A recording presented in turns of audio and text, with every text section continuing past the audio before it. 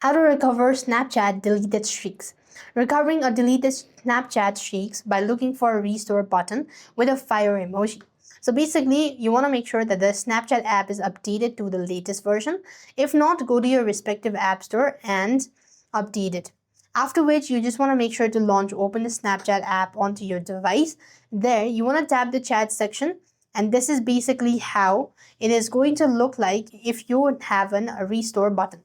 So basically, to restore, all you need to do is just tap the restore button and you will be able to see that restore streaks with this particular person. So select restore, and this is how you're supposed to restore. Now do the same thing for the rest of the other person or the contact you have.